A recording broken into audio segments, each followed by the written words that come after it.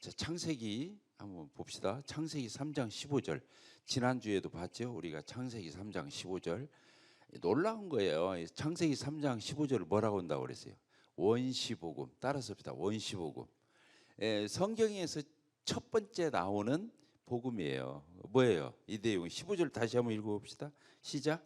내가 너로 여자와 원수가 되게 하고 네 후손도 여자의 후손과 원수가 되게 하리니 여자의 후손은 네 머리를 상하게 할 것이요 너는 그의 발꿈치를 상하게 할 것이니라. 이렇게 되어 있어요. 이게 놀라운 거예요. 여자의 후손이 누구예요? 여자가 직접 나서 남자를 통하지 않고 그럴 수가 있나? 남자와 관계없이 여자가 직접 났다는 거예요. 그게 누구예요? 마리아를 얘기하는 거잖아요. 마리아가 남자를 통해서 잉태한 게 아니고 성령으로 잉태했잖아요. 그래서 이렇게 베들레헴에서 얼마 아니면 뭐 성탄절이라고 해서 시끄러울 건데 그 베들레헴에서 마리아를 통해서 예수 그리스도가 탄생하시는 장면이 나오잖아요. 그게 여자의 후손이에요. 근데 여기서 뭐라고 말했냐면 뱀과 여자가 원수가 된다는 거예요. 특히 그 후손끼리 원수가 되는데 여자의 후손인 예수 그리스도는 뱀의 후손에 뭘 한다고 그랬어요? 머리를 깬다고 그랬어요. 머리를 상하게. 머리를 깨진다는 것은 결정적인 승리를 얘기하는 거예요. 패배.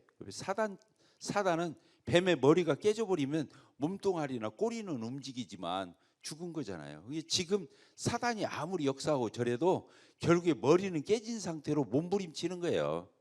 그러니까 마귀를 그렇게 무서워할 필요는 없어요. 이미 깨졌으니까. 어디서 깨졌어요? 십자가에서. 십자가에서 마귀의 머리가 깨진 거예요. 그리고 뱀의 후손은 여자의 후손의 어디를? 발꿈치를 상하게 한다고 그랬어요. 발꿈치가 뭐예요? 우리 발꿈치 있잖아. 발꿈치 상해가지고는 죽어요, 안 죽어요? 잠깐은 아프지만, 그렇죠. 잠깐은 어려움을 겪지만 죽지 않잖아요. 그러니까 사단은 예수님을 죽이면 모든 게 끝난다고 생각한 거예요. 자기가 승리한다고 생각했는데 승리한 것이 아니라 패배한 거예요. 거기서 예수님이 십자가의 보혈의 피로 모든 인간들의 죄를 다 해독해 버렸어요. 속죄, 속량. 그렇죠. 그러니까 예수님이 거기서 죽으시고 며칠 만에 3일 만에 부활하셨어요. 따라합시다. 3일 만에 부활하셨다. 예수님이 죽은 지 3일 만에 부활하니까 잠깐 죽었다 살아나 버린 거예요. 예수님이 부활한 거예요. 그러니까 사단이 예수님의 발꿈치를 물었다는 말이 그 말이에요. 치명적인 상처를 입히지 못했다는 거예요. 왜? 3일 만에 부활한 거 보니까. 근데 사단은 자기가 이길 줄 알았네. 여자의 후손인 예수 그리스도는 뱀의 머리를 깨버린 거예요. 결정적으로. 이게 얼마나 놀라워요. 근데 창세기에서 이게 예언되어 있는 거예요. 그러니까 이 창세기에 이 말씀이 예언되었을 때가 몇 년 전이냐면 BC 4천년 전이에요. 그러면 예수님이 몇 년에 태어났어요? AD 1년. 그러니까 몇 년 전 사건이에요. 예수님이 오시기 전 4천년 전에 예언이 되어 있는 거예요. 여자의 후손이 뱀의 후손의 머리를 깰 것이고 뱀의 후손은 여자의 후손의 발꿈치를 상하게 할까. 이게 예수님이 오셔서 십자가 사건이 있기 4천년 전에 예언이 되어 있는 건데 성취가 되는 거예요. 놀라운 거예요.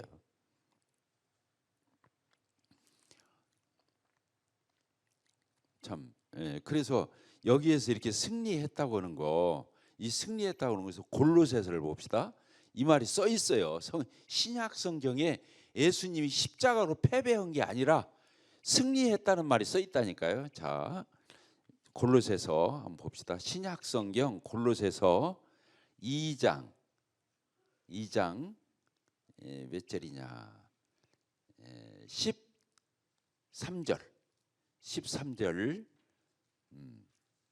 13절 같이 한번 읽어볼까요?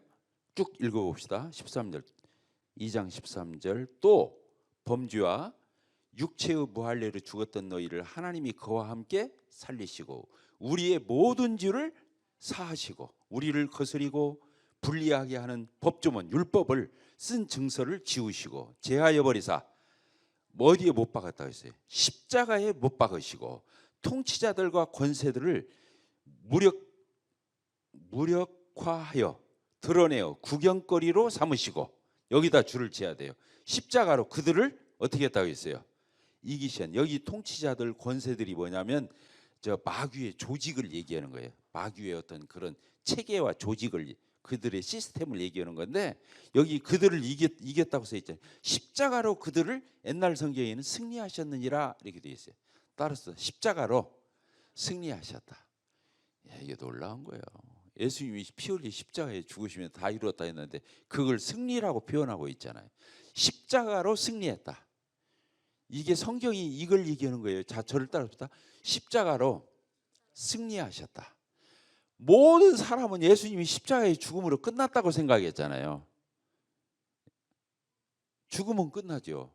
그 모진 고난을 당하고 거기서 결국에 숨을 거두셨는데, 무력하고 연약하고 예수님 힘이 없고, 그래서 예수님이 당했다고 생각할 거 아니에요. 그런데 십자가로 승리한 거예요. 그럼 부활은 뭐예요? 부활은 정복이에요. 정복. 따라합시다. 십자가는 승리고 부활은 정복이다. 이런 말 들어봤어요? 저기 우리 에릭 사워 형제님이 지으신 십자가의 승리라고는 책이 있어요. 여러분들이 나중에 읽어보면 좋아요. 그 형제님이 신약을 갖다가 뭐라고 한마디로 표현했냐면 십자가의 승리, 그리고 구약을 뭐라고 표현했냐면 세계 구속의 여명.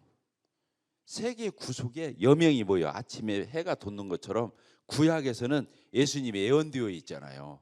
그래서 세계 구속의 여명이라고 그래서 한 400~500페이지 책자를 썼어요. 신약도 한 400~500페이지를 썼는데 뭐라고 신약을 이름 붙였다고요? 십자가의 승리로. 십자가의 승리라고 했다니까. 여기 써 있잖아요. 골로새서에. 십자가로 어떻게 했다고? 예수님이 승리하셨다. 이렇게 써 있는 거예요. 놀랍죠? 그럼 부활은 뭐라고요? 정복. 이 형제님이 그렇게 써놨어. 거기다가 그 책에다가 부활은 정복이다. 그럼 승리하고 정복은 어떻게 달라요? 그 생각해봐야 되죠. 승리는 뭐예요? 전쟁에서 이긴 거예요. 정복은 뭐예요? 완전히 가서 차지하는 걸 얘기하는 거예요. 승리는, 자, 일본 사람들이 그 미국한테 항복했어요, 안 했어요? 그 천황이 가서 그 배에 무릎 꿇고 가서 서명했잖아요. 패배.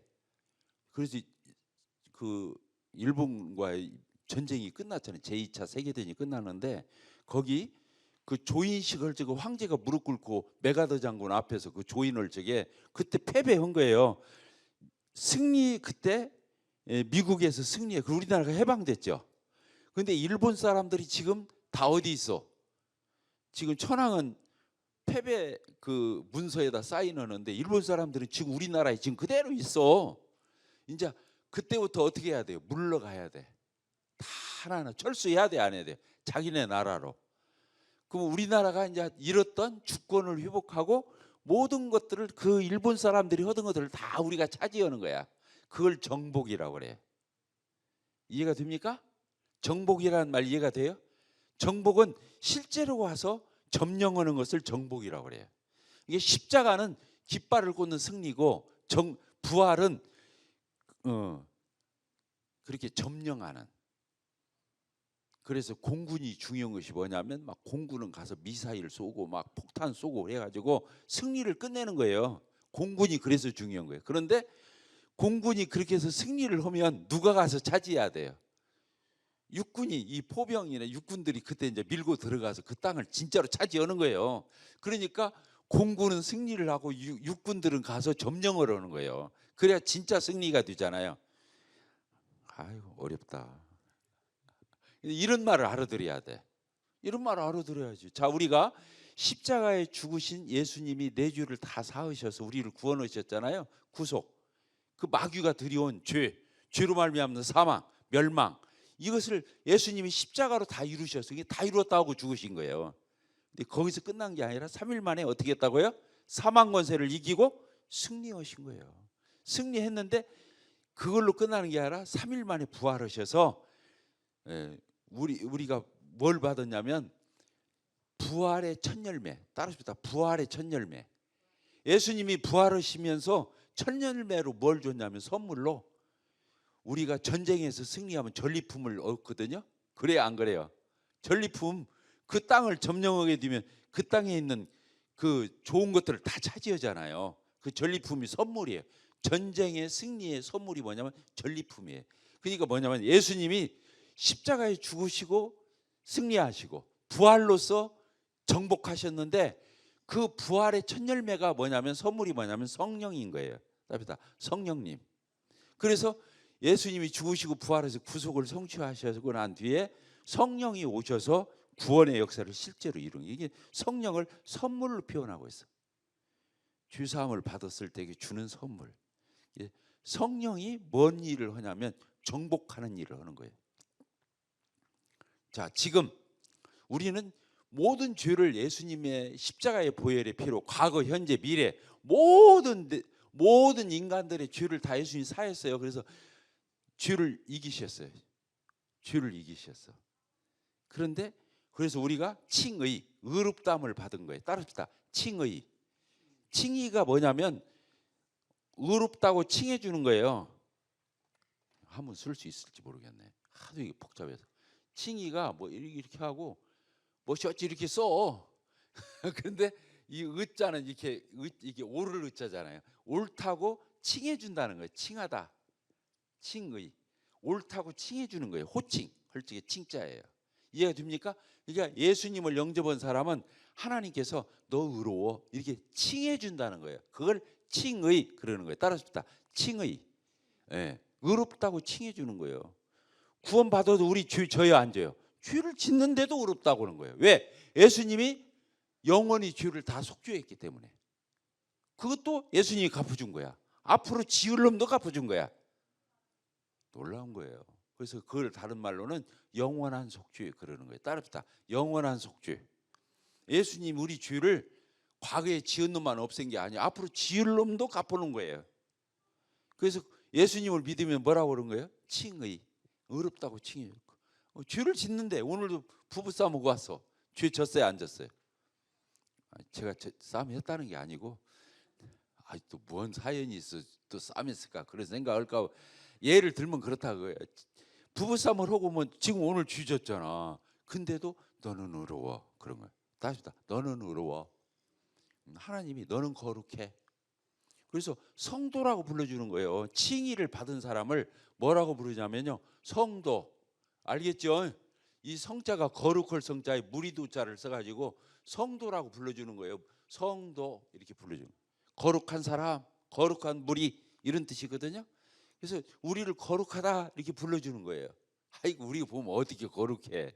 말도 안 되지. 그런데도 예수님 안에 있기 때문에 거룩해. 그러니까 성도 이렇게 불러주는 거예요. 의인, 다른 말로는 의인이라고 돼요. 우리를 의인이라고 해주는 거예요. 의인. 의인. 의인이 뭐예요? 의로운 사람. 우리가 뭐 의롭게 사나? 오늘도 막 미워하는 사람 막 미웃고 막 속에서 막 용서가 안 되는 사람도 있어도 그래도 우리를 뭐라고 불러주냐? 의인, 성도 이렇게 불러. 의로워, 거룩해 이렇게 불러주는. 이게 중요한 거. 이게 축복이에요. 근데 이것은 이 칭이나 의인이 되는 이것은 단번에 되는 거예요. 단번에. 예수님 영접할 때 그때 딱 끝나는 거예요. 과거 완료형으로. 예수님 믿으면 의롭다함을 얻은 거예요. 앞으로 의로운 게 아니라 그 과거 완료형을 쓰는 거예요. 의롭다 이렇게.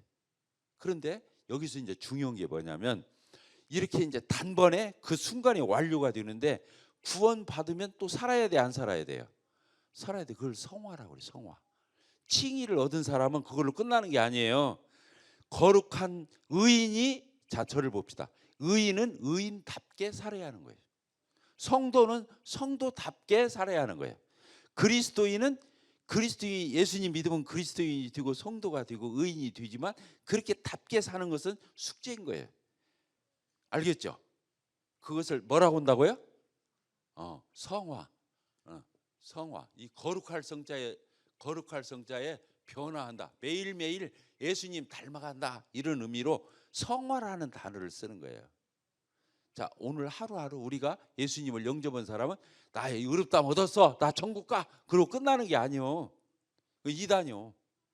성화를 해야 하는 거예요. 예수님은 이제 그것 때문에 천국 가고 안 가고 하는 건 아니지만 하나님이 주님 닮으라고 매일매일 조금씩이라도 변해가라고. 이것은 단번에 영원히 이것은 과거 완료예요. 과거 완료.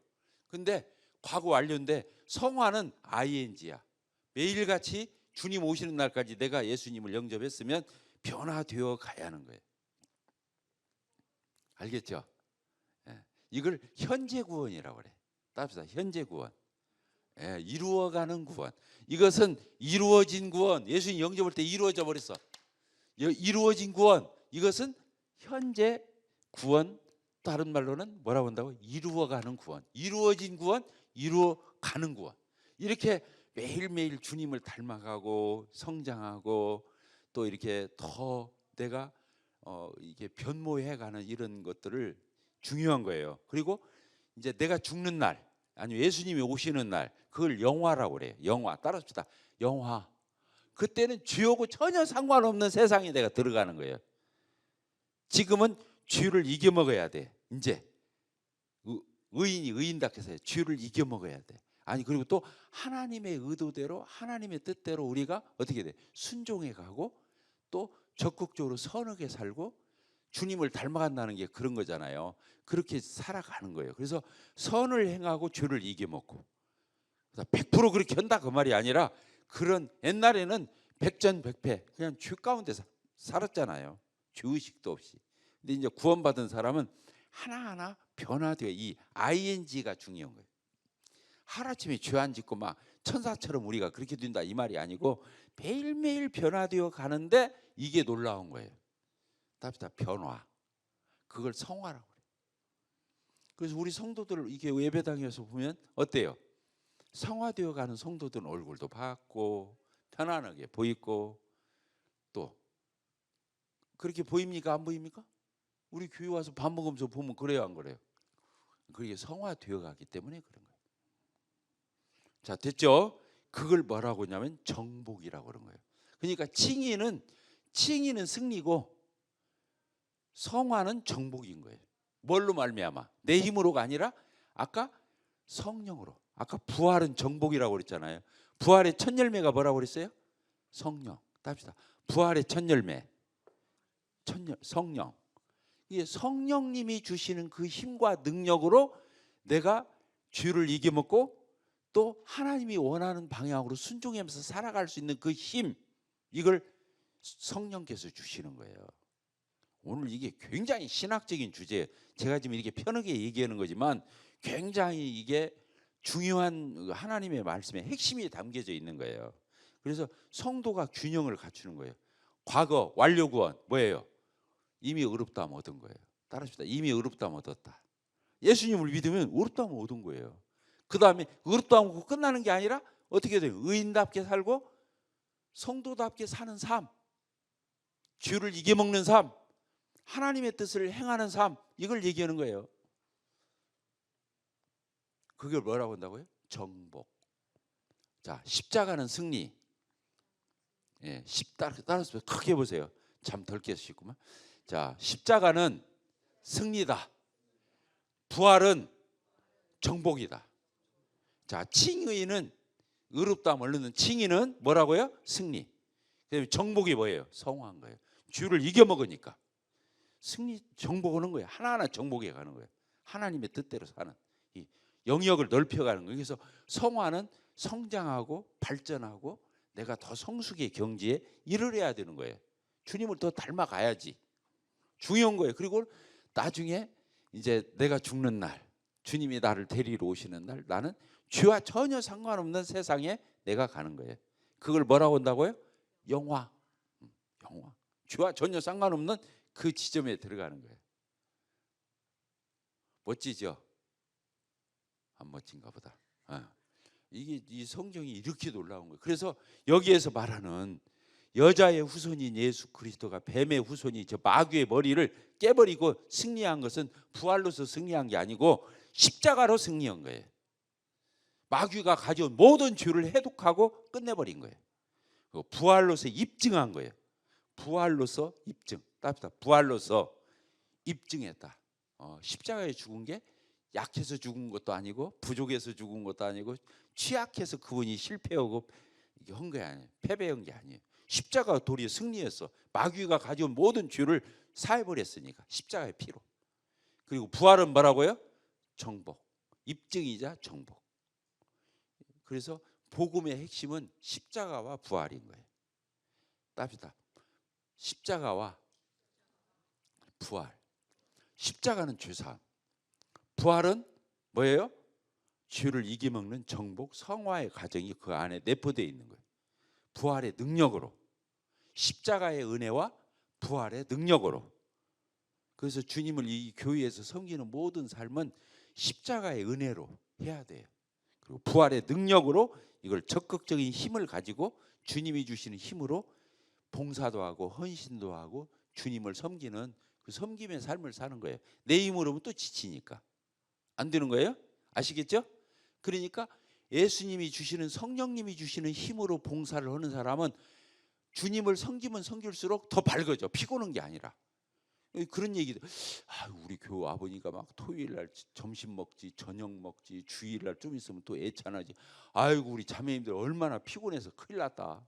이거 며칠이나. 근데 우리 지금 22년을 그렇게 해왔거든. 근데 얼굴이 어두워요 안 어두워요? 자매님들이 막 짜증내고 오늘도 또 가서 밥 해야 돼 이러질 않죠. 왜? 뭘로 했으니까. 육체의 노력으로 했으면 그렇게 되겠죠. 근데 뭘로 성화했다고요? 봉사했다고요? 성령으로. 따릅시다. 성령으로. 이건 지금 오늘 여기 복음반이라고 하지만 이게 어마어마한 신학적 주제인 거예요. 이해가 되셨습니까? 예, 마무리하도록 하겠습니다. 오늘 창세기 3장 15절 여자의 후손이 뱀의 후손에 뭘 깼다고요? 머리를 깼다는 거예요. 근데 뱀의 후손은 여자의 후손의 어디를 물었다고요? 네, 발뒤꿈치를 물었다고요. 이해가 되죠? 그러니까 이 차이가 성경 전체를 가르마는 말씀이에요. 성경은 그걸 얘기하는 거예요. 여자의 후손인 예수 그리스도가 오셔서 저 뱀의 후손, 저 사단의 권세를 깨뜨린 거, 모든 걸 무력화시킨 거, 결정적으로 패배시키고 승리하신 게 십자가는 승리예요. 승리의 깃발을 꽂아놓은 거예요. 그리고 3일 만에 부활하셨잖아요. 십자가가 바로 하나님이 예수 그리스도를 통해서 이루신 성취, 그분이 패배한 게 아니라 승리한 거라는 입증으로 부활하신 거예요. 그리고 부활로서 모든 거라고요?